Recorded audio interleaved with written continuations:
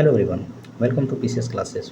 आज मैं आपके लिए एक नई वीडियो को लेकर आया हूं जो कि ईएमआरएस की तरफ से टीचिंग और नॉन टीचिंग दोनों के लिए कुछ वैकेंसियाँ लाई गई हैं, जो कि 7,267 पोस्ट के लिए वैकेंसी लाई गई है। इसकी वैकेंसियाँ जो है निम्नवत है, जो इस चीज़ के लिए लाई गई है। आगे की हम बात करते हैं कि पीजीटी के लिए कितनी टीचिंग वैकेंसीज हैं। पीजीटी के लिए 1460 वैकेंसीज हैं। नेक्स्ट हम बात करें तो टीजीटी के लिए कितनी वैकेंसी है। टीजीटी के लिए 2550 वैकेंसीज हैं। उसी तरह से लैंग्वेज पेपर के लिए कितने हैं, उसी तरह से रीजनल लैंग्वेज के लिए 223 हैं। एंड टीजीटी मिसलेनियस कैटेगरी के लिए कितनी वैकेंसी दिए गए हैं, तो इसके लिए वैकेंसी जो है वो 1189 वैकेंसी है। अब हम आगे की ओर बढ़ते हैं। अब हम बात करते हैं कि नॉन टीचिंग के लिए टोटल कितने दिए गए हैं। नॉन टीचिंग के लिए टोटल 1620 वैकेंसी रिलीज किया गया है, जिसमें से hostel warden for male, hostel warden for female staff nurse, accountant, junior secretary assistant, lab attendant, total मिला के 1620 वैकेंसी रिलीज किया गया है। अब हम आगे की ओर बात करते हैं। अब हम बात करते हैं कि इसकी सैलरी क्या होनी चाहिए, क्योंकि हम तभी पढ़ते हैं जब हमें सैलरी पता हो, सैलरी से हमें मोटिवेशन मिलता है। तो फाइनली हम सैलरी के बारे में बात करते हैं, फिर हम आगे की ओर बात करते हैं। इसके सैलरी प्रिंसिपल के लिए देखें तो प्रिंसिपल को लेवल 12 के अंदर रखा गया है, जो कि 78,000 से लेकर 2 लाख तक आपकी सैलरी हो सकती है। एंड पीजीटी टीचर्स के लिए कितने हो सकते हैं, लेवल 8 रखा गया, जो कि 47,600 से लेकर 1,51,100 तक इसकी सैलरी बन सकती है। टीजी टीचर के लिए जो कि लेवल 7 रखा गया है, ये 44,900 से लेकर 1,42,400 के आसपास इसकी सैलरी हो सकती है। उसी तरह से लाइब्रेरियन का लेवल 7 में रखा गया है। उसी तरह से फिर आर्ट म्यूजिक टीचर्स के लिए लेवल 6 में रखा गया है। लेवल 5 में 5, 6, 2, 1 इस तरह से सबका लेवल डिवीजन किया गया है। नेक्स्ट हम बात करते हैं कि इनके एग्ज़ाम पैटर्न्स क्या हैं। एग्ज़ाम पैटर्न्स क्या है, इनके 2 टियर में एग्ज़ाम लिए जाएंगे। पहला नेचर जो होगा टियर 1 होगा, जो कि क्वालिफाई इन नेचर होता है, एंड दूसरा होता है जो कि मेरिट बनाता है। ठीक है, तो हम सबसे पहले बात करते हैं प्रिंसिपल के लिए। तो प्रिंसिपल के लिए क्या क्या सिलेबस दिए गए हैं, तो जिसमें दिया गया है कि tier 1 for qualify in nature, जो कि एक OMR बेस्ड होगा, जो कि टोटल 100 मार्क्स का होगा, जिसके लिए सिलेबस जो है वो नीचे डिस्क्राइब किया गया है। जिसमें से पेपर 1 में रीजनिंग और न्यूमेरिक एबिलिटी होगी, जो कि 10 क्वेश्चन 10 मार्क्स का होगा। रीजनिंग जनरल अवेयरनेस, जो कि 10 क्वेश्चन होंगे एंड 10 मार्क्स का ये भी होगा। नेक्स्ट बात करते हैं कि पार्ट थर्ड में है एकेडमिक एंड रेसिडेंशियल एस्पेक्ट्स, जो कि 30 क्वेश्चन है, जो कि 30 मार्क्स का होगा। एंड एडमिनिस्ट्रेशन एंड फाइनेंस के बारे में जो है कि आपका 30 क्वेश्चन 30 मार्क्स का दिया गया है। एंड लैंग्वेज कंपल्सरी टेस्ट जो दिया गया है वो जनरल इंग्लिश एंड हिंदी होगा, जो कि प्रत्येक से आपको 10 मार्क्स लाने होंगे। एंड प्रत्येक से 10 मार्क्स दिए गए हैं, जो कि टोटल 20 दिया गया है, और आपको 20 मार्क्स दिए गए हैं। टोटल 100 मार्क्स का दिया गया है, जो कि एक क्वालिफाई नेचर होता है। उसके लिए 2 घंटे का समय अलॉट किया गया है। नेक्स्ट हम बात करते हैं इसके टियर 2 के बारे में। जब हम टियर 1 क्वालिफाई कर जाते हैं, तो टियर 2 के लिए हम जब पहुँचते हैं, तो टियर 2 के लिए आपका 40 क्वेश्चन आपका ऑब्जेक्टिव होगा, डिस्क्रिप्टिव 15 क्वेश्चन होगा। ऑब्जेक्टिव फिर अब टोटल मार्क्स कितने हो जाएंगे, इनके टोटल मार्क्स आपके हो गए 100 टोटल मार्क्स हो जाएंगे। ओके, तो टोटल आपके क्वेश्चन हो जाते हैं 50, टोटल क्वेश्चन आपके हो जाते हैं 55 क्वेश्चन टोटल हो जाते हैं। एंड टोटल मार्क्स आपके हैं जो 100 मार्क्स टोटल आपके हो जाएंगे। ओके, और इसके लिए आपको 3 घंटे का समय दिया गया है। नेक्स्ट हम बात करते हैं, जब आप टियर 1 को क्वालिफाई करते हैं, तो आप टियर 2 जाते हैं, और टियर 2 को क्वालिफाई करते हैं तो आपको शॉर्टलिस्ट किया जाता है टियर 3 के लिए किया जाता है, जो कि एक पर्सनालिटी टेस्ट होता है या फिर एक इंटरव्यू टेस्ट होता है, जो कि 40 मार्क्स का होता है। 40 मार्क्स का होता है। इट मीन्स क्या है कि आपको 100 plus 40 is equal to 140 marks के लिए आपको प्रिपेयर होना है। अगर हम नेक्स्ट की हम बात करते हैं पीजीटी टीचर्स के लिए, तो पीजीटी टीचर्स में क्या दिया गया है, पीजीटी टीचर्स में सेम सिलेबस दिया गया है टियर 1 के लिए, जो कि टियर 1 एक्चुअली इसके लिए भी क्वालिफाई इन नेचर है, जो कि 100 मार्क्स का है। इसमें से पार्ट 1 से लेकर पार्ट 5 तक जो है वो सबके लिए सेम ही है, बट आपका सेम ही है, जो कि 100 मार्क्स का है। परंतु आपके जो 20 क्वेश्चन जो हैं वो किसके लिए हैं, इसमें बताया गया कि 20 क्वेश्चन जो है वो मिनिमम 20 में 8 मार्क्स जो है आपको लाने अनिवार्य हैं। ओके, उसकी जब ये लाते हैं उसके बाद आप पहुंचते हैं टियर 2 के लिए, जो कि टियर 2 आपका ये दिया गया है, जिसका सिलेबस आपको मैंने पहले बता दिया है। नेक्स्ट हम बात कर रहे हैं टीजीटी टीचर्स के लिए। टीजीटी टीचर्स के लिए भी सेम आपके सिलेबस दिए गए हैं, जिसमें दिया गया है जनरल अवेयरनेस दिया गया है, रीजनिंग दिया गया है, नॉलेज ऑफ आईसीटी दिया है, टीचिंग एप्टीट्यूड दिया गया है, डोमेन नॉलेज दिया गया है। टोटल मार्क्स आपके डोमेन नॉलेज हो गया, फिर experimental activity based pedagogy and case study based question जो दिया गया 20 मार्क्स दिया गया। 10 क्वेश्चन आपका जो दिया गया NEP 2020 दिया गया है। टोटल आपके 100 मार्क्स हो जाएंगे, जो कि 100 मार्क्स हो जाएंगे। इन सब में क्वालिफाई करने के बाद आप क्या करने के बाद आप पहुंचते हैं टियर 2 के लिए। ओके, नेक्स्ट हम बात करते हैं जब आप टियर 2 पहुंचते हैं। ओके, टियर 2 जब पहुंचते हैं तो टियर 2 के लिए आपका same as it is syllabus दिए गए हैं, जिसमें से 40 जो है वो ऑब्जेक्टिव टाइप क्वेश्चन पूछा जाएगा, डिस्क्रिप्टिव टाइप क्वेश्चन पूछेगा, फिर 15 का टोटल मार्क्स हो जाएगा 40 एंड इसके लिए 16 मार्क्स हो जाएगा, टोटल 100 मार्क्स हो जाएगा एंड क्वेश्चन हो जाएगा 55। ओके, हम नेक्स्ट हम बात करते हैं उसी तरह से हॉस्टल वार्डन और बाकी जितने भी नॉन टीचिंग के लिए सबके लिए सेम ही है, टियर 1 एंड टियर 2 सबके लिए दिया गया है। अब हम बात करते हैं अकाउंटेंट के लिए। अगर मैं बात करूँ तो अकाउंटेंट के लिए भी सेम क्राइटेरिया को दिया गया है, जिसमें सबको OMR बेस्ड है जो कि 100 मार्क्स का है। इसमें सबको क्वालिफाई करना है, क्वालिफाई करने के बाद ही आप टियर 2 के लिए रीच करेंगे, जिसमें से सिलेबस सेम ही है। 55 क्वेश्चन 100 मार्क्स का दिया गया है एंड 3 आवर्स का इसका टाइम दिया गया है। ओके, नेक्स्ट मैं बात करूं कि फीमेल स्टाफ नर्स के लिए क्या है, सेम पैटर्न वही दिया गया है, जिसमें से 100 question for qualify in nature and then second you have to shift in tier 2 and the question is 55 and 100 question 100 marks. आगे की बात करते हैं जूनियर सेक्रेटरीट के लिए भी सेम दिया गया है, लैब अटेंडेंट के लिए भी सेम दिया गया है। जितने भी नॉन टीचिंग है सबके सिलेबस सेम ही है। आगे मैं बात करूं इसकी एलिजिबिलिटी क्राइटेरिया के बारे में कि कोई भी फॉर्म भरने के लिए हमें क्वालिफिकेशन का पता होना बहुत ज़रूरी होता है कि इसकी क्या क्वालिफिकेशन है। फर्स्ट ऑफ ऑल हम बात करते हैं इस प्रिंसिपल पोस्ट के लिए कि इसके क्या क्या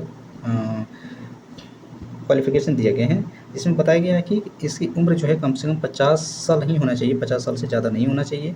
वो भी अगर आप SC ST OBC से बिलोंग करते हैं तो एज में रिलैक्सेशन जरूर दिया जाएगा।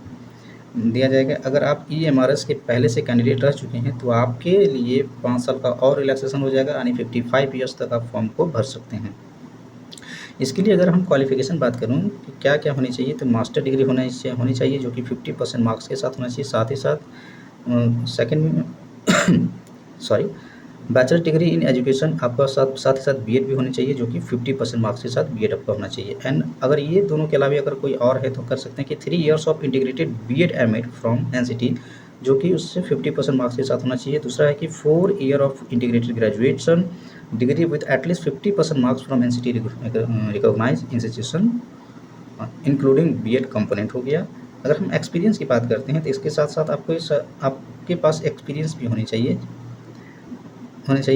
या फिर कह सकते हैं कि vice principal assistant education officer in central state government autonomous organisations of central state, ये central states of level 10 in the pay matrix having 9 year of combined services as PGT।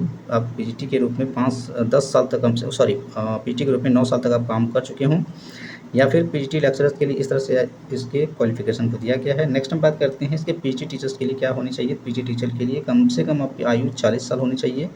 SC ST अगर आप belong करते हैं तो उसके लिए age relaxation अलग से दिया गया है। और अगर आप EMRS में पहले से काम कर रहे हैं तो आपकी एज जो है 55 तक काउंट की जाएगी। इसके लिए क्वालिफिकेशन की अगर हम बात कर रहे हैं तो क्वालिफिकेशन इसका हो जाता है पोस्ट ग्रेजुएट होना चाहिए, साथ ही साथ इसके साथ BEd होना चाहिए। ओके, नेक्स्ट बात करते हैं कि फिर आपके पास पोस्ट ग्रेजुएशन की डिग्री होनी चाहिए और साथ साथ 50% मार्क्स होने चाहिए एग्रीगेट विथ कंसर्न सब्जेक्ट में होना चाहिए। नेक्स्ट हम बात करें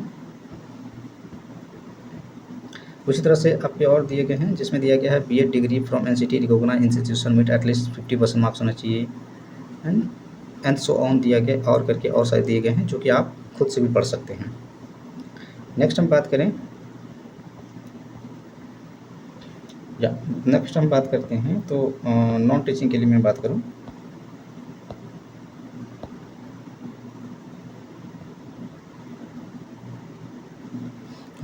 अगर मैं फिजिकल एजुकेशन टीचर की बात करूं, जो कि मेल और फीमेल दोनों के लिए दिया गया है, जिसमें से उम्र आपकी होनी चाहिए 35 से ज़्यादा नहीं होना चाहिए। SC ST OBC में बिलोंग करते हैं तो एज रिलैक्सेशन डेफिनेटली मिलेगा। 4 ईयर्स ऑफ इंटीग्रेटेड बीपीएड होना चाहिए, बीपीएड कोर्स होना चाहिए और 50% अंकों के साथ होना चाहिए। बीपीएड यहाँ पे बीपीएड भी होना चाहिए, एटलीस्ट 1 ईयर ऑफ ड्यूरेशन होना चाहिए, एनी एनसीटी रिकॉग्नाइज होना चाहिए एंड 50% मार्क्स के साथ आपका बीपीएड होना चाहिए। उसी तरह से आगे की और दिया गया, आप उसे रीड कर सकते हैं। नेक्स्ट आपको दिया है कि लाइब्रेरियन के लिए क्या हो सकती है क्वालिफिकेशन। लाइब्रेरियन के लिए क्वालिफिकेशन हो सकता है कि आपकी एज जो है 35 से ज़्यादा नहीं होना चाहिए। SC ST OBC के में बिलोंग करते हैं तो आपको एज रिलैक्सेशन मिलेगा। अगर आप EMRS के एम्प्लॉयड है तो आपको 55 ईयर्स तक आप उसे भर सकते हैं। इसमें इसेंशियल क्वालिफिकेशन जो है बैचलर डिग्री होनी चाहिए इन लाइब्रेरी साइंस में होना चाहिए, या फिर बैचलर डिग्री होना चाहिए लाइब्रेरी एंड इंफॉर्मेशन साइंस में होना चाहिए, या फिर आपका इंटीग्रेटेड मास्टर ऑफ लाइब्रेरी होनी चाहिए and information science from recognised institute with at least 50% marks के साथ होनी चाहिए। ओके, मैं नेक्स्ट आगे बढ़ता हूँ। नेक्स्ट बात करते हैं कि फीमेल स्टाफ के लिए क्या है कि उम्र सेम दिया गया है कि 35 से ज़्यादा नहीं होने चाहिए। अगर आप EMRS के एम्प्लॉयड हैं तो 55 ईयर्स तक आप भर सकते हैं।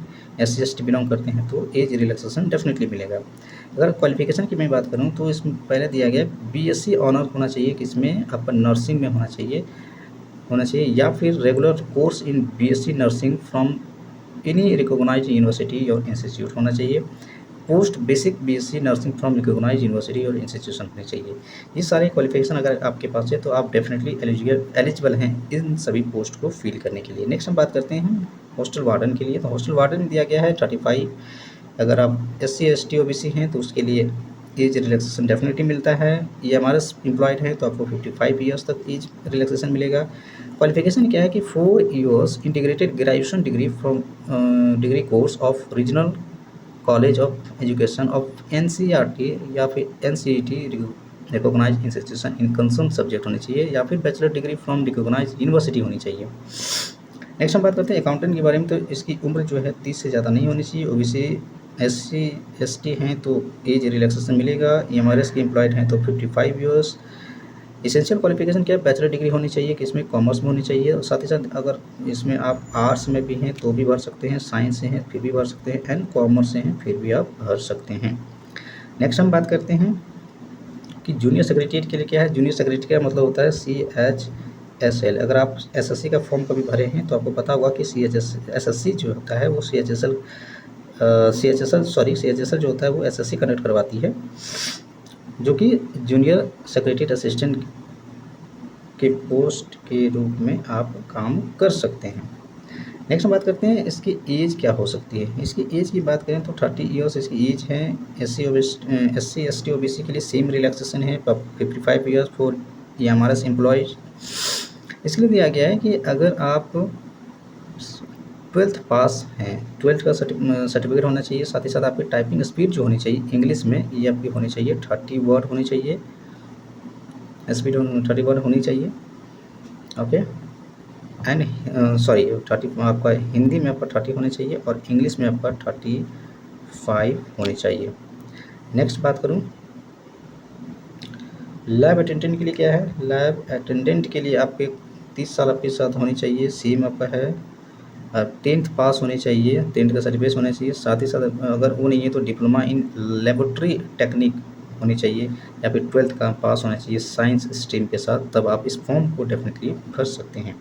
नेक्स्ट मैं बात करूँ तो इसकी एज रिलैक्सेशन की पॉलिसी क्या दी गई है। तो सेम एज सेंट्रल गवर्नमेंट में जितने भी फॉर्म आते हैं उसके लिए सेम ही होता है कि अगर वो शेड्यूल कास्ट या शेड्यूल ट्राइब है तो उसके लिए 5 ईयर्स का रिलैक्सेशन मिलेगा। अगर अदर बैकवर्ड कास्ट NCL से आता है, OBC जिसको बोलते हैं उससे आते हैं तो उसे 3 ईयर्स का रिलैक्सेशन मिलेगा। अगर वो candidate with 3 years continue service in central government, अगर कोई भी कैंडिडेट सेंट्रल गवर्नमेंट में 3 साल तक काम कर चुका है तो उसके लिए 5 ईयर्स का रिलैक्सेशन आपको दिया जाएगा।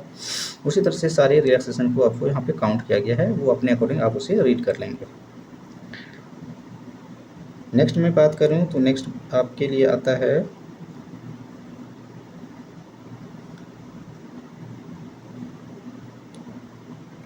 नेक्स्ट आपके लिए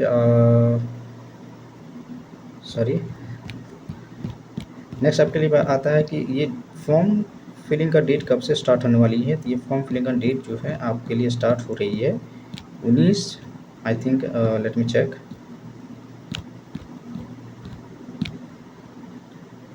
या ये फॉर्म फिलिंग का डेट जो है ये आपके लिए स्टार्ट होने वाली है 19/9/2025 से स्टार्ट होने वाली है और ये 23/10/2025 तक फॉर्म को फिल करने की लास्ट डेट है।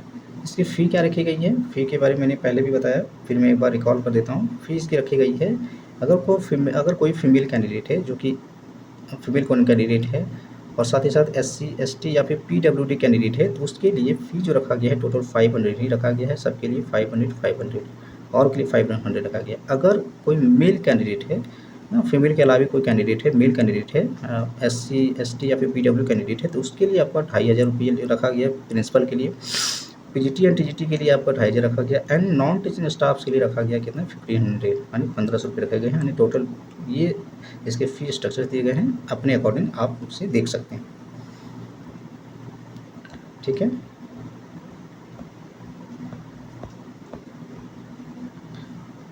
इतनी ही जानकारी मुझे आपको प्रोवाइड करनी थी। अब ये पोस्ट के बारे में मैंने बता ही दिया था, इतनी सारी आपको जानकारी मिल चुकी है। अगर मेरी जानकारी आपको अच्छी लगी हो तो सब्सक्राइब करें एंड लाइक करें। Thank you.